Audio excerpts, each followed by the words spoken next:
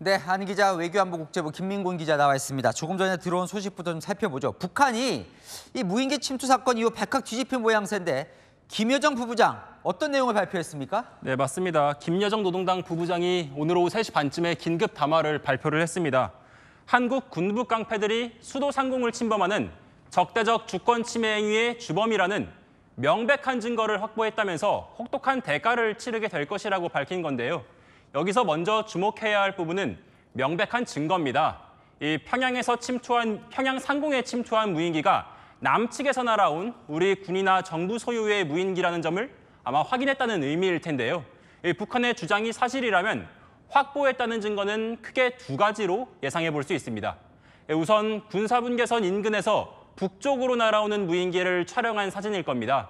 북한 내부 소행이나 자작극이 아니라는 점을 보여줄 증거라는 거겠죠.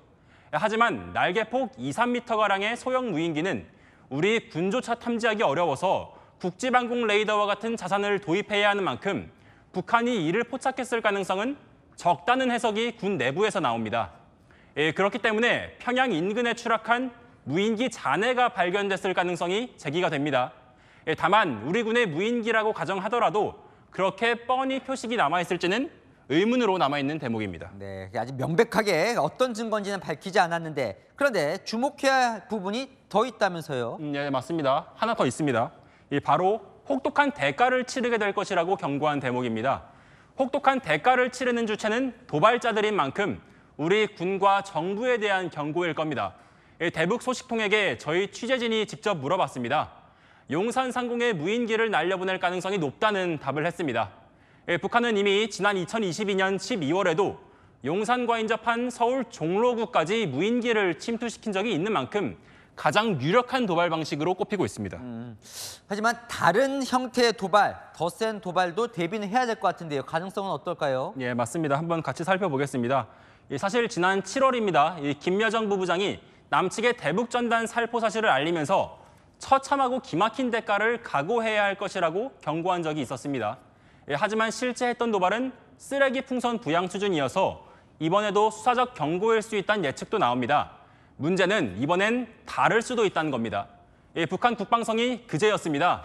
국경선 부근의 포병 부대들에게 완전 사격 준비 태세를 갖추기 위해서 작전 예비 지시가 하달됐다고 구체적으로 밝힌 상황이기 때문입니다.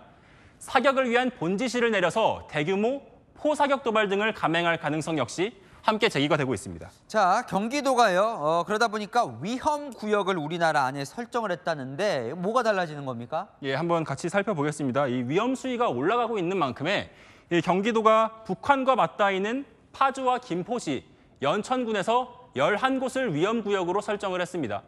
경기도는 이 지역에서 대북전단 살포를 아주 강력하게 단속할 계획입니다. 또 비무장지대의 안보 관광도 중단된 상태입니다. 또 주민들에게 이동 자제까지 권고가 됐습니다.